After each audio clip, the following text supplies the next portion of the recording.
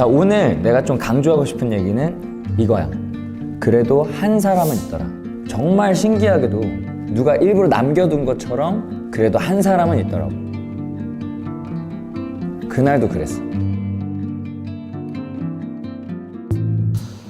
2020년 4월 16일 첫 번째 한 사람, 그의 예명은 로이킴.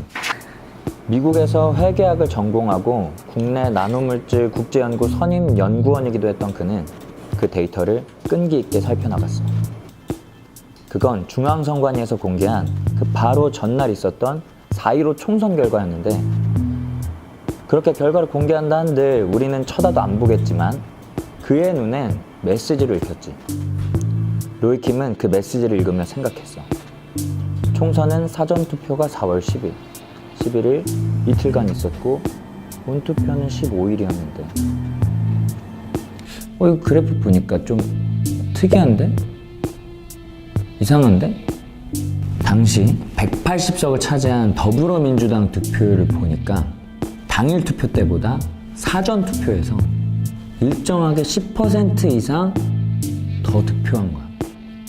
253개 지역구에서 최다. 그 253개 지역구에서 모조리 10% 이상을 얻었던 거지. 이건 분명 이상하다, 자연스럽지 않다. 그 친구한테는 그게 보였나 봐. 그는 이 자연스럽지 않은 그래프에 비중값이라는 개념을 적용해. 그게 신의 한 수였지. 비중값? 그게 왜 신의 한 수예요? 왜냐면 만약 비중값 개념을 적용 안 하고 일반적으로 풀게 되면 그 지문은 나타나지 않았을 테니까. 지문? 자, 그 얘기는 천천히 하기로 하고 먼저 우리가 로이킴의 생각을 좀 따라가 볼까? 아, 이게 아까 그 그래프예요? 21대 총선. 근데 어떤 부분이 이상하다는 거예요? 이건 4.15 총선에서 더불어민주당의 사전 득표율과 당일 득표율의 비중 그래프야. 근데 말도 안 되게 딱 한 지점에서 겹친단 말이야. 보니까 여기가 더불어민주당이 당일 득표율 50%를 얻는 자리야. 50% 이상이니까 여기는 무조건 당선되는 지역들인 거지. 그리고 이쪽은 완전 반대지. 자, 이게 무슨 말이냐? 평소 민주당의 지지율이 낮았던 선거구들이 이상하게 4.15 총선 때는 사전투표에서 다 민주당을 찍고, 당선이 확실한 선거구들은 다들 당일 투표 때 가서 민주당을 뽑았다는 얘기야. 이상하지? 절대 있을 수가 없는 그래프야. 그래요? 아 근데 이거 몰릴 수도 있잖아요. 그럼 어떻게 돼야 정상인데요? 자, 다음 거 보자. 이건 2016년 20대 총선 때 더불어민주당이 얻은 각 지역구 비중값이야. 2016년 총선에서는 사전이나 당일이나 민주당을 투표한 비중이 거의 같지. 교점이 여러 개잖아. 이게 정상이라는 거야. 근데 4.15 총선 때는 사전 투표한 사람들은 거의 다 민주당을 찍었다는 얘기야. 그것도 지지율 낮은 데서.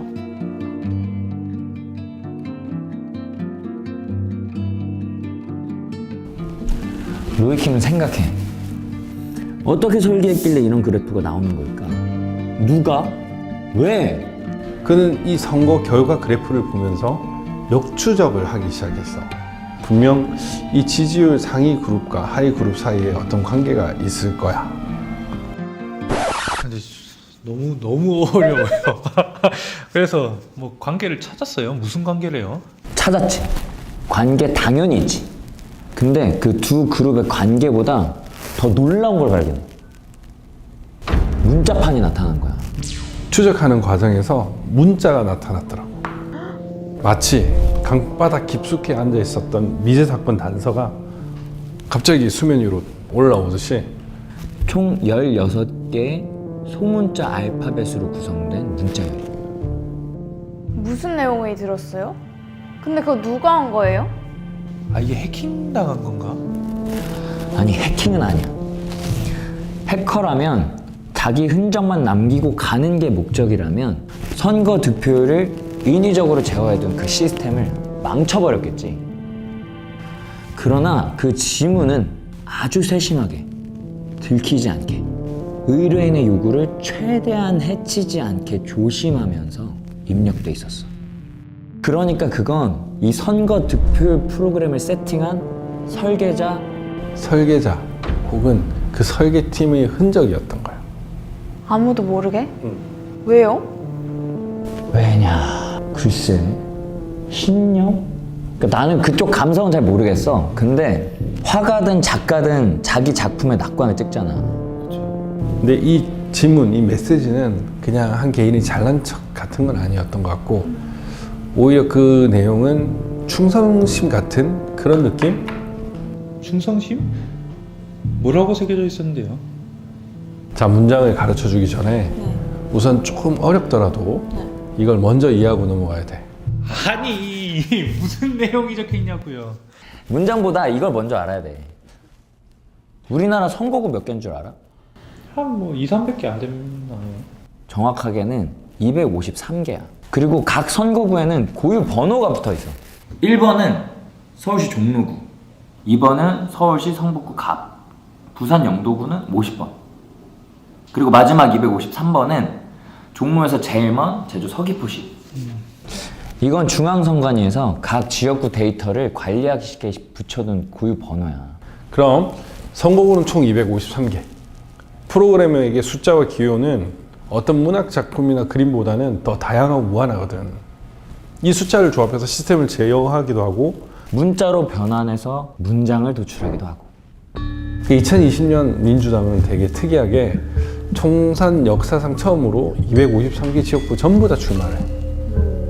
사실 원래 선거 치를 때 당선될 확률 적은 데는 잘 출마 안 하거든.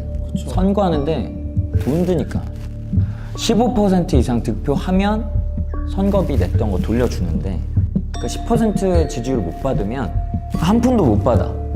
국민의힘 사람들이 저 호남 지역에서 출마를 안 하는 것처럼 민주당도 자기 지역색이 약한 곳은 출마를 안 하는 게 일반적이었거든. 그러니까 진짜 자신 있지 않으면 안 한다는 거야. 그쵸.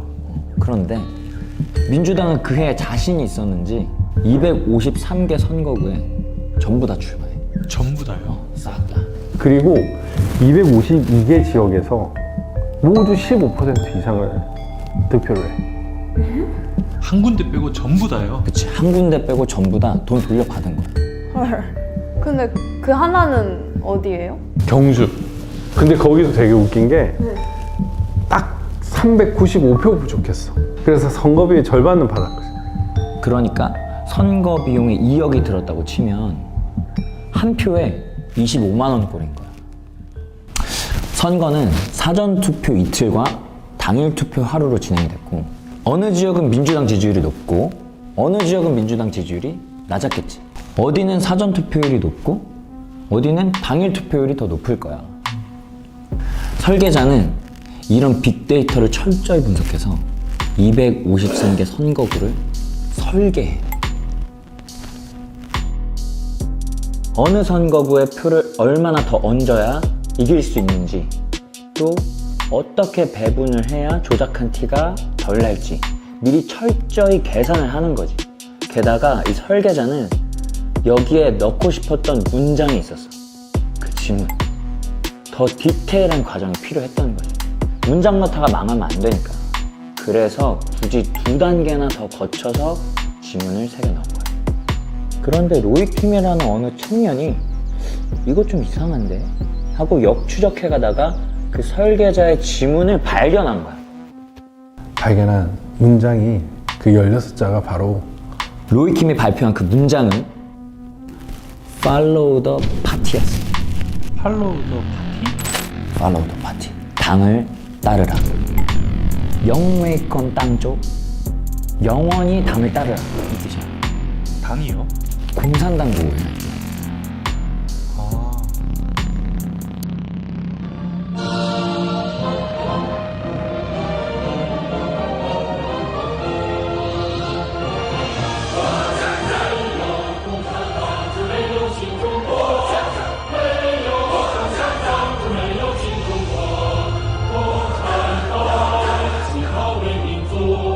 共产党，抗疫庆祝中国，把志愿人 유명한 구호인데 최근에 시진핑이 특히 강조를 했어.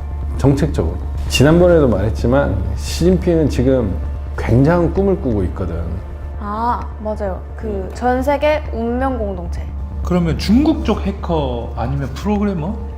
그렇게 볼 수 있는 가능성이 높다라는 거지. 자, 그러니 로이킴은 단지 그냥 이 아름답지 못한 그래프 때문에 파고들었던 건데 난데없이 이런 문자열이 나타나니까 얼마나 놀랐겠어. 심장이 얼마나 벌렁거렸겠어. 아, 이건 인위적이다. 이번 총선에 표 조작이 있었다. 로이킴은 고민하다가 이 자료를 민경욱 의원한테 넘겨. 그때 유일하게 부정선거를 외치고 다니는 국회의원이었거든. 민 의원은 이 팔로우 더 파티 이걸 증거로 이번 총선은 무효다, 조작이 있었다 라고 주장했어. 근데 이분이 이런 거 기술자는 아니잖아. 그러니까 설명을 이렇게 막 클리어하게 명확하게 해주지 못하신 거야. 그러니까 이게 오히려 강력한 증거인데 조롱거리가 됐어. 아이고. 이런 거지 사람들이. 뭐 본인도 모르는 얘기를 하고 있어. 그래서 그 설명을 잘 해줄 만한 분하고 같이 로이킴한테 가서 설명을 들었어. 근데 왜요? 그 자리에서 이 로이킴이 팔로우 더 파티라는 문자를 도출해 내려고 알파벳 2개의 예외 적용을 했다는 걸 알게 된 거야. 예외 적용이요? 로이킴이 이 팔로우 더 파티라는 문자를 얻기 위해서 자기의 수식에 살짝 손을 댄 거지. 그 사실이 알려졌고 그 하태경이라는 국회의원이 있어. 그 사람이 기자회견을 열어가지고 맹비난을 해. 괴담 세력이라는 겁니다. 괴담 세력. 이게 증거입니다, 사실. 이걸 들어보니까 중국 해커가 해킹을 했다는 직접적 증거가 하나도 없어요. 하나도 없고 이 내용은 로이킴이라는 사람이 팔로우 더 파티라는 걸 창조한 겁니다. 조작한 겁니다. 팔로우 더 파티 하나만 나오는 게 아니다. 그래서 저도 봤어요. 팔로우 더까지 그대로 두더라도 팔로우 더 고스트 나와요. 팔로우 더 고스트. 민경욱 측이 팔로우 더 파티 하나밖에 없다. 여기서 나올 수 있는 문장은. 그래서 아무 심어놓은 거다는 게 반박되는 증거인 거예요. 또 하나의 증거. 팔로우 더 고스트, 유령을 따른다. 지금 헛것을 보고 있는 거죠. 중국 해커 개입의 팔로우 더 파티는 국제 사기극이라는 겁니다. 국제 사기극. 우리 입장에서는 국제 망신이고. 이준석도 뭐 달나라 얘기하냐 뭐라 그러고 뭐 유튜버들도 앞장서가지고 막 컨텐츠 만들어서 난리치고. 그리고 MBC PD 수첩에서 이 사건을 아주 우스꽝스럽게 다뤄서 내보냈어. 결국 부정선거라는 주장 자체가 사기고 거짓인 걸로 이렇게 조롱거리 된 거야. 게임 오버지. 저도 그때 얼핏 봤던 기억이 나요. 뭐? 선거 득표율이 다 조작된 거였다고? 이랬는데 언론에서 아 이게 조작이다 이렇게 딱 말이 나오니까 그때 좀 많이 김이 샜던 것 같아요. 증거를 발견했던 그 사람이 조작했다니까. 아 뭐야, 쪽팔려. 그래서 그 이후에 부정선거다 그리고 막 행진하고 그 시위하고 이런 거 보면 좀 선거 조작, 개표기 조작 이런 거 나오면 저도 그때부터 안 믿었어요. 아, 또 시작이구나. 또 저래? 약간 이런 식? 그치, 그럴 수 있지. 근데 그때 로이킴이 찾아낸 문자열을 내가 보여줄게.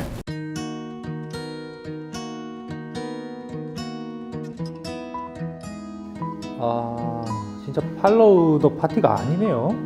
여기랑 여기 두 칸이 비었어요. 두 칸이 비긴 했지만 이게 문장이 되려면은 당연히 L과 T가 들어가야 된다고 생각을 했어. 그래서 지금 어떤 문제가 있어서인지 완전히 도출이 되지는 않았지만 일단 그렇게 가설을 정해도 틀리지는 않았을 거다. 로이킴은 처음에 이걸 발견할 때 이게 공산당 구호인지도 몰랐다는 거야. 용인 건당 조우. 민경욱 의원이랑 얘기하다가 이게 공산당 구인 걸 안 거야. 그러니까 깜짝 놀랐지, 오히려. 근데 이걸 가지고 무슨 로이킴이 이걸 일부러 공산당국으로 몰아가려고 조작했네 어쩌네 하니까 실제로 당황스러운 건 로이킴인 거지. 아, 그래서 빈칸에 임의로 L이랑 T를 넣은 거예요? 넣은 건 아니고 이 넷째 열과 여덟째 열에서 L과 T가 도출될 수 있도록 예외 수식을 적용을 했던 거지. 아, 이해가 되기도 하는데 뭐랄까 좀 실망스러운 게 조금은 있는 것 같아요.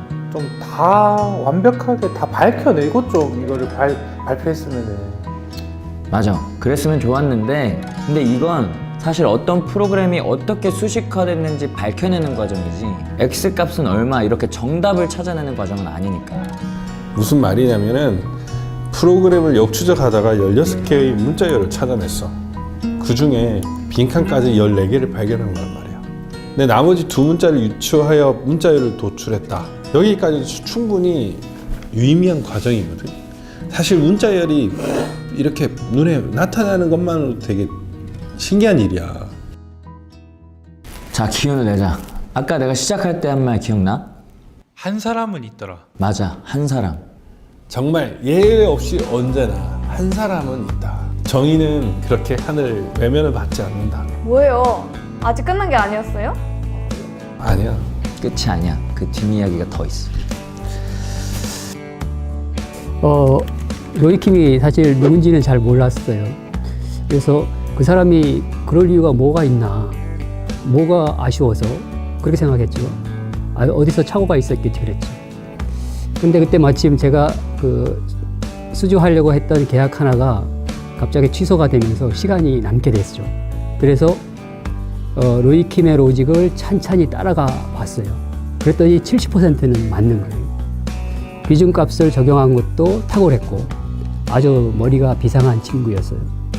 근데 30%는 분명 이제 오류가 있어요. 이럴 때 저와 같이 그 실제로 이제 설계를 하고 시스템을 개발해 본 전문가는 딱 알죠. 아, 이건 설계자가 처음에 계획했던 대로 실행이 안 된 거다. 뭔가 돌발 상황이 생긴 거다. 바로 아는 거죠. 자, 돌발 상황. 이렇게 꼼꼼히 여러 단계 최적화 과정까지 거쳐가면서 설계를 했는데 설계자가 미처 생각지도 못했던 그 돌발 상황은 대체 뭐였을까?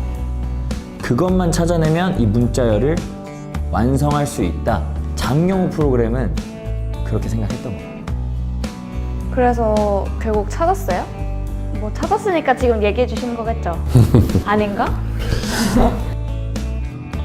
2020년 4월 15일 총선 당일 충남 부여군 옥산면 개표소. 사전선거 투표용지 415장을 지금 막 전자개표기로 개표를 끝낸 참이었어. 결과는 1번 후보 180표, 2번 후보 80표. 역시나 1번 후보의 승리였지. 그런데 이때 현장에서 지켜보던 참관인들이 항의를 해. 이상해요. 앞만 봐도 이거 100표씩 차이가 나. 그 투표지 좀 같이 좀 봅시다. 그 기계가 너무 빨라가지고 순식간에 지나가니까 잘 못 보서. 개표 참관인들이 거센 항의를 하니까 선관위 직원들은 할 수 없이 개표한 투표지를 확인시켜줘. 근데 얼핏 봐도 2번 후보를 찍은 투표지가 굉장히 많이 1번 쪽으로 가 있는 거야. 이게 뭐요? 재고표에 이렇게 한 거야. 그래가지고 결국 다시 재개표를 하기 시작했어. 아, 그럼 수개표로요? 아니, 다시 자동 개표기로. 엥? 그러면 결과도 똑같지 않나? 그치, 똑같을 것 같지? 그쵸. 근데 여기에 신의 한 수가 있었어. 선관위 직원이 그때 그 투개표기를 껐다 켜. 개표기에 전원이 들어오고 재개표를 했어. 어떻게 됐을까? 아까 1번 후보가 몇 표라 그랬지? 1번이 180표, 2번이 80표, 둘이 총 100표 차이. 그런데 재개표 결과 1번 159표, 2번 170표. 2번 후보 승리했던 거지. 개표기가 그렇게나 정확하다고 했던 개표기가 잘못 분류한 표가 90장이나 있었던 거야. 말이 돼? 말이 안 되잖아. 그게 진짜 말이 돼요? 이거다. 이거다. 장영호 씨가 이 뉴스를 보고 무릎을 쳤어. 아, 이 사건을 로이킴이 몰랐을 수 있겠다.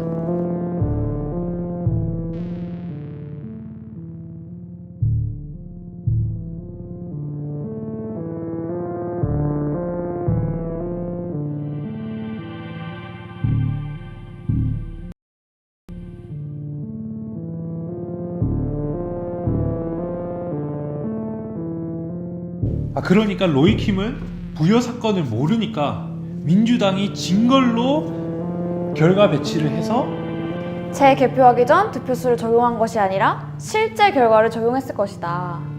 그냥 발표된 대로 159, 170 요걸 한 거야. 그러면 원래대로 민주당이 이기기로 계획했던 대로 설계자가 계획했던 대로 돌리면 팔로우더 파티가 나올 수도 있겠다 생각을 한 거지. 되게 소름 돋네요 이거. 그게 설계자가 몰랐던 돌발 상황이었던 거네요. 맞아. 거기 말고도 부여의 다른 개표소에서도 참관인들 항의로 몇십 장씩 결과가 바뀌었거든.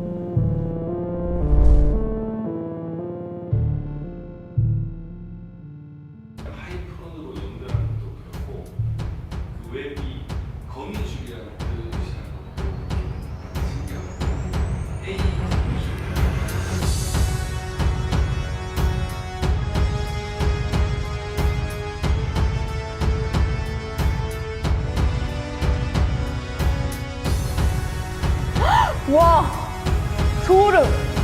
드디어 나타났어요. 맞아요. 팔로우 더 파티. 그러니까 아까 비었던 두 칸에 L이랑 T 둘 다 나타났네요. 근데 그거밖에 없어? 이거 더 앞뒤로 여기 그냥 빈칸이었잖아요. 맞아. L과 T뿐만 아니라 로이킴이 그냥 빈칸 스페이스로 계산했던 자리까지 언더바가 나타난 거야. 그리고 두 번째 L자리는 울산 동구였는데 당선은 미래통합당이 됐어. 근데 생각지도 못했던 민중당이 사전투표에서 34%나 차지한 거야. 근데 이걸 놓친 거지. 그래서 적용에 오차가 생겼던 거야. 장영우 씨가 이 오차를 잡아서 적용을 한 거지. 로이킴이 그 문장을 나오게 하려고 억지로 조작했다, 사기쳤다, 오해를 많이 받았어요. 설계자가 처음 실행한 득표율을 적용을 하니까 그제서야 그 문장이 제대로 나오는 거죠. Follow the party. 저도 속이 너무 후련했어요. 제가 로이킴을 자유롭게 해줬죠. 와 진짜 속이 다 시원하네요. 근데 사람들이 이것까진 잘 모르는 것 같아요. 다시 증명했던 거. 지금의 이야기는 뒷이야기니까 이 이야기 다 잘 모르는 거잖아요. 근데 이거 다 조작이다, 거짓말이다 이렇게 계속 선동됐고 뉴스 나고 이랬는데 다 거짓말이라고 했었는데 지금 뭐래요? 글쎄, 무관심? 무대응? 근데 내 생각엔 이게 밝혀지면 자기들이 끝장날까봐 그런 거 아닐까 싶어. 진 거니까. 부정선거 맞다고 했던 사람들한테 지는 꼴이 되니까 그러는 건가? 뭐 중국이 무서워서 이걸 계속 덮고 있는 건가? 사람들은 금방 있잖아. 언론도 계속 죽여버렸고 그냥 부정선거 관련 음모론이었다, 가짜 뉴스랜다 이렇게 치부를 했지. 근데 좀 많이 억울할 것 같아요 이건 좀. 억울하지. 가짜뉴스다, 뭐다, 음모론이다 이렇게 얘기해버리고 다 잊어버렸는데. 그럼 다시 알려야죠 이거. 맞아. 우리가 또 그런 건 있잖아. 잘못된 거 있으면 밝혀야겠다는 의지, 의분, 근성 이런 거 있잖아. 이게 또 대한민국의 저력이야. 인코스가 막히면 그렇지. 아웃코스로 끌고 간다. 분노하라. 창조적으로. 근데 진짜 얘기하셨던 것처럼 딱 어떤 때에 맞게 한 사람이 나타나는 것 같아요. 그 부여 사건이 보도된 신문 있잖아. 그것도 그 많은 매체 중에 딱 한 군데서 보도됐어. 그분도 딱 그 한 사람이신 거네요? 그치. 압박 중에서도 쓴 거지. 꼭 한 사람이 있었고 그 타이밍이 또 있었던 거야. 많으면 좋겠지만 한 사람, 또 그 순간 용기 있는 한 사람이 있으면 악을 밝힐 수가 있고 악을 무찌를 수가 있다고 생각해.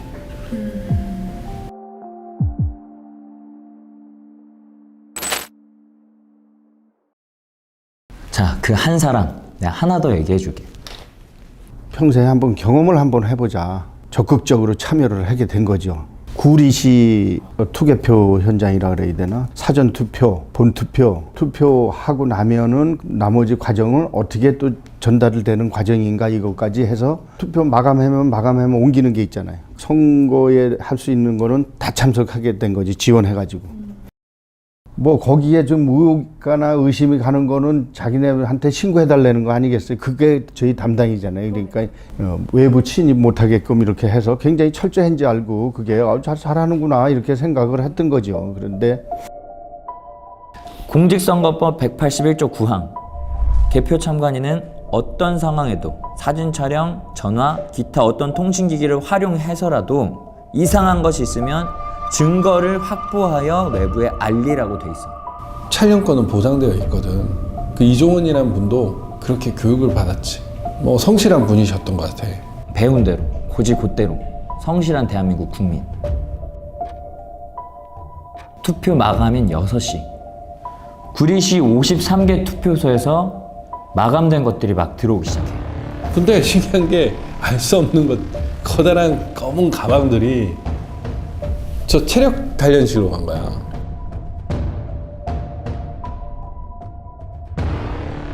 이상이 있다고 얘기를 하는 거예요. 저게 왜 절로 들어갑니까? 그때부터 이제 좀 사진도 찍고 그랬죠. 이제 뭐 이상 있는 건지 없는 건지 모르는 거니까. 4월 15일 21시경 구리시 인찬동에 투표함 개표를 하려던 참이었어. 이제 와르르 투표지를 쏟는데 쏟아서 하는데 딱 보는데 색깔이 틀리는 거예요. 같은 투표지인데 색깔이 틀린 게 보이는 거야. 색깔이 벌써 연두색하고 흰색하고 환연히 틀린 게 막 나온 거야. 그래서 이종원 씨는 거기 개표자들한테 말해. 투표지 색깔이 좀 다르잖아요. 이거 이상이 있으니까 중지하세요. 개표 분류기는 너무 빠르고 개표는 그만 뭐 진행이 돼버려. 이종원 씨는 이걸 멈춰야 될 것 같다. 이거 이상하다. 애가 알았던 거야. 그래서 그때 이제 이건 이상이 있구나 그래가지고 경찰한테 신고를 하게 됩니다. 나가서 이거 이상이 있으니까 이거 좀 신고해가지고 이거 발견해가지고 이거 좀 중지 좀 시켜달라. 경찰한테 얘기를 했는데 경찰이 들어오고 나면서 좀 시끄러워지니까 선관위에서 직원이 이제 거기에 웅성웅성하니까 이제 오게 되죠. 그 경찰한테 당신 뭔데 여기 들어왔느냐 그러면서 내쫓아요. 그러니까 아무 소리 못하고 경찰이 나가게 돼요. 당신이 여기 왜 들어왔느냐 이러면서 소리 질러요. 그러니까 선관위가 왜 그 경찰을 내보내니까 이상이 있는 건데 이래가지고 제가 선관위 직원한테도 또 항의를 해요. 그러면서 제가 혼동이 오는 거예요. 그럼 이걸 어디다 이걸 어떻게 신고를 해야 되는가? 이종원 씨는 헷갈렸어. 그렇게 교육을 해놓고 교육한 대로 하는데 아무도 반응 안 하니까. 민중의 지팡이로 모든 것을 다 해결해 주는 걸로 이렇게 생각했는데 그게 아니었으니까 돌면서 자꾸 머리가 이제 복잡해지는 거예요.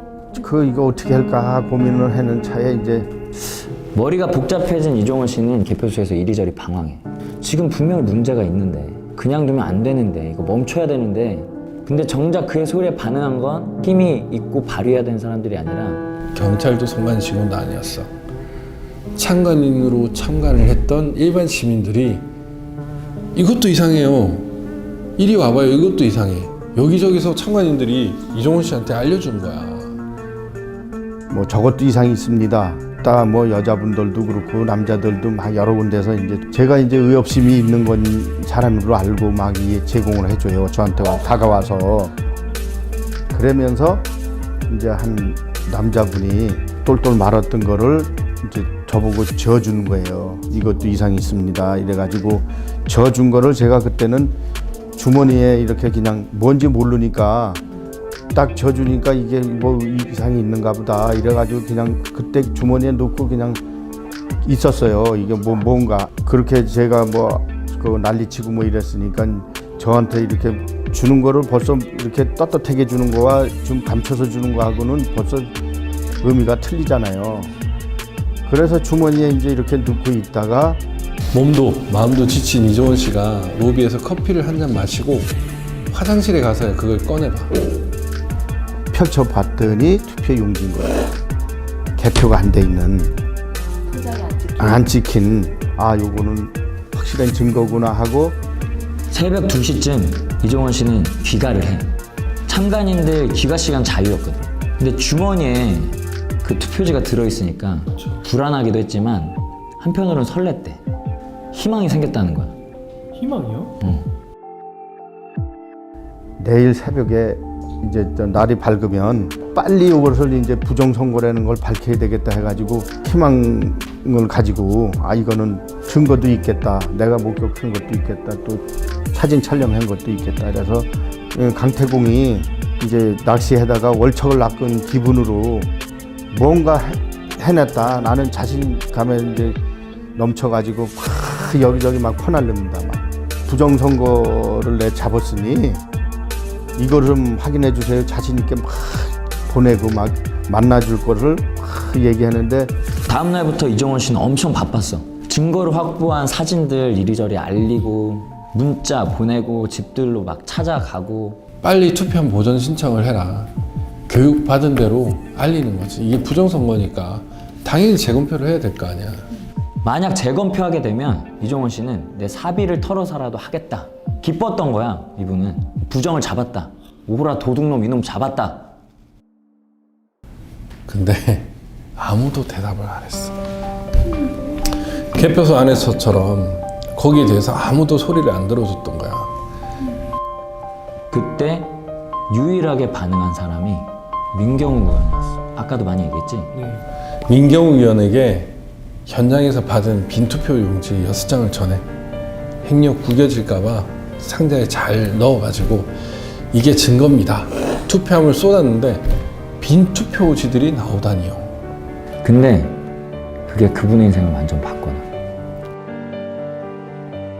절도다 이러는 거지. 절도. 도둑놈들은 니네가 도둑놈들 아니냐. 떳떳하게 제가 이제 할 수 있는 허락을 한 대로 시킨 대로 매뉴얼대로 한 거지 다른 건 없어. 도둑놈을 잡으세요 해가지고 신고를 했더니 네가 도둑놈이다 이래가지고 이제 엮어놓은 거거든요. 이게 조작과 누명을 씌워서.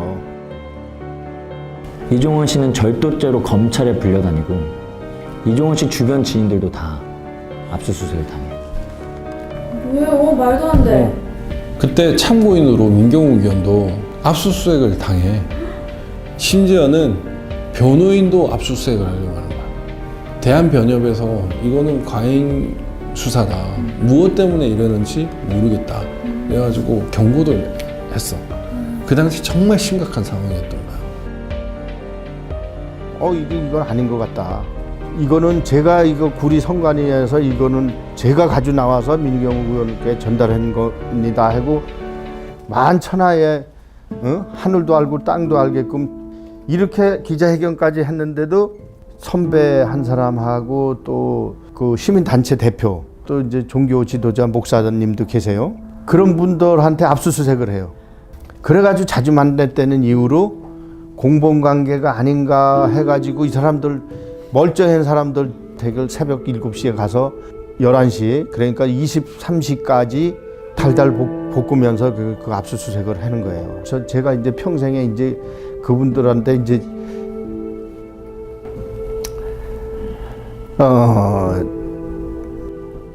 그러니까 말하자면은 거품을 만드는 거품을 제가 북받쳐서 이러는 거지.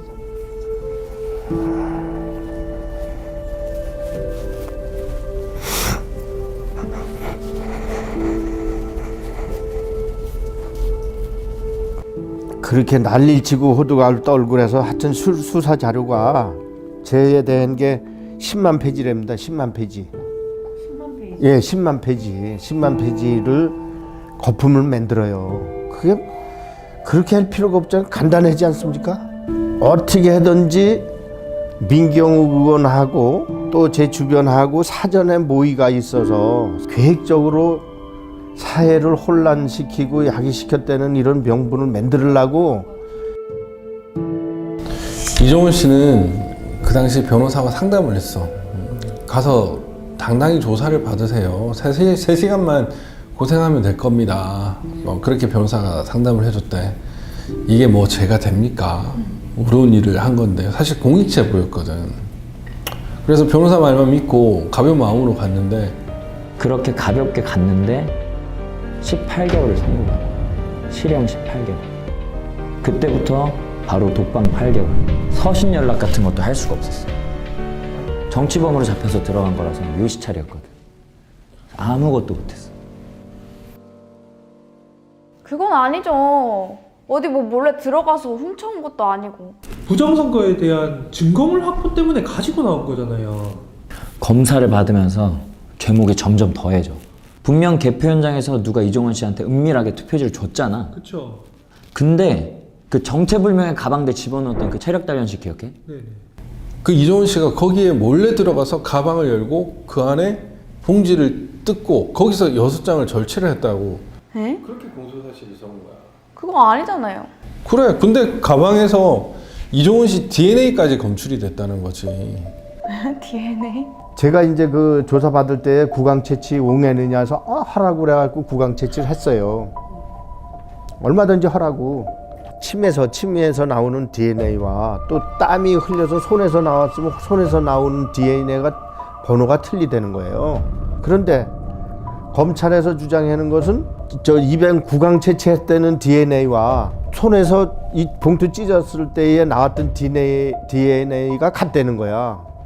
그러면은 니네가 그거 묻혔네.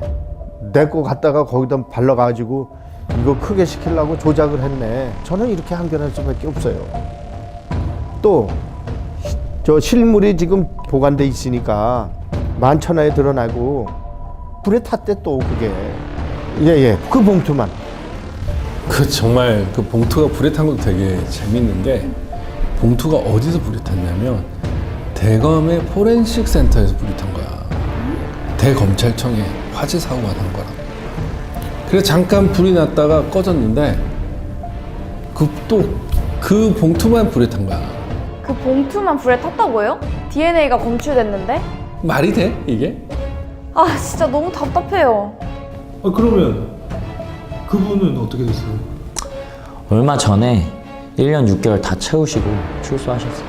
그래서 선거 투개표 참관인 경험상을 질환했다가 또 교육받은 대로 또 성실하고 진실을 밝히려고 최선을 다한 죄로 전과자가 됐고 구속을 됐던 거야. 와. 명예회복을 하고 싶은 거죠. 그런 게 억울한 거죠. 제가. 그 안에서 고통은 말도 못하죠.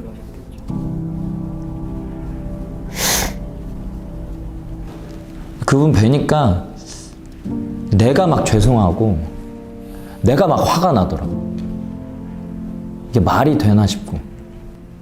그래서 어르신 찾아가서 여쭤봤어. 어르신 출소하셨는데 또 선거네요. 마음이 좀 어떠세요? 근데 의뢰가 왔대. 투개표 참관이 들어와달라고. 아니 그 일 당하시고도 또 그걸 의뢰가 들어왔어요? 진짜 두 번 다시 그렇게 하고 싶지 않을 것 같아요. 요번에 투개표 참관인에 추천해서 올릴 테니 좀 맡아달라. 그래서 아유 저야 환영을 하죠. 진짜요? 예, 그 연락이 왔어요 저한테. 그 구리시에서. 그래서 그 얼마든지 제가 하겠습니다. 이래가지고 지금 그런 거는 두렵진 않아요. 그건 두렵지 않고 어려운 일을 했다 해가지고 전 자부하고 내 앞에서 부정선거가 사실은 아니었었다 하는 거는 함부로 얘기하지 말라라고 해서 제가 그 이준석 대표한테도 함부로 부정선거가 없다라고는 까불지 말아라. 내가 산 증인이 나하고 1대1로 토론을 하자. 감옥에서도 편지 보내준 그런 내용도 다 있습니다. 그러니까 지금 나와 보니까 뭐 하태경이가 뭐 부정선거는 없었다라고 얘기했다고 했는데 부정선거 아니라는 거 함부로 얘기하지 말아라. 얼마든지 얘기해 줄 수 있는 사업하고 이걸 모를 때는 저 사람들이 이거 할 일이 없나 뭐 왜 저렇게 아스팔트 위에서 저런 짓을 하고 떠들고 있나 이랬는데 보니까 이 사람들이 괜히 나와가지고 이거 떠들고 이렇게 하는 게 고생하는 게 아니더라 해서 이제 나도 이제 좀 목소리 좀 내야 되겠다 싶은 거예요. 지인 중에 북한 인권 관련 일을 하는 분이 있는데 시중신 그 시진핑 아버지 이 사람이랑 여러 번 만났다라는 거야. 근데 그 양반이 그랬다는 거지. 우리는 김정일을 별로 지지하지 않는다. 하지만 한국 때문에. 근데 한국 때문에, 중국에 바로 붙어서 자유민주주의로 치고 올라오는 한국 때문에 북한은 싫지만 연대를 한다는 거야. 민주주의가 위협적이어서. 기억해. 지금 흑인들이 그 선거권 한 장, 그 투표지 한 장을 얻기 위해서 얼마나 많은 전쟁을 치르고 피를 흘렸는지, 지금도 얼마나 많은 나라들이 그 선거권 때문에 피를 흘리고 있는지. 국민이면, 자유민주주의 국가 국민이면 누구나 갖게 되는 그 한 표, 그 한 표 지켜내는 게 이렇게 어려운 일이야. 그리고 이렇게 강한 일이야. 공산당이 위협으로 느끼는 만큼.